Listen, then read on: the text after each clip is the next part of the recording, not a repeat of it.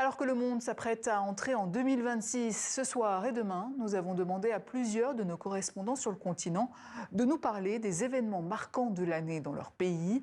Ce soir, direction le Tchad, la RDC et la République du Congo.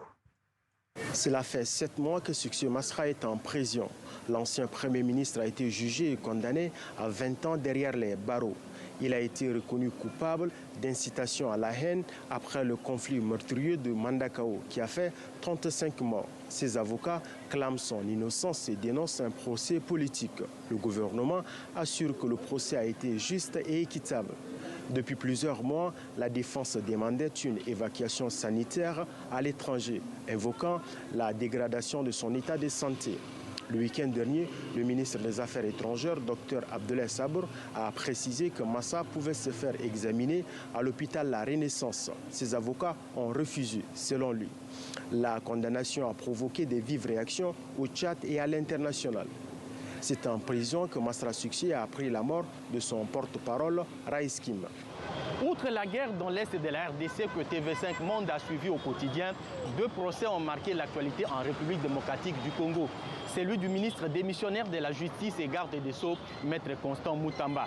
Il a été condamné à 3 ans de travaux forcés pour détournement de 19 millions de dollars destinés à la construction d'une prison. Il a fait appel contre cette décision, mais il n'a pas obtenu gain de cause devant la Cour constitutionnelle. Un autre procès qualifié d'historique, c'est celui de la condamnation par contumace de l'ancien président Joseph Kabila à la peine de mort pour trahison. Il est accusé de complicité avec les rebelles de l'AFC M23 qui sont soutenus par le Rwanda.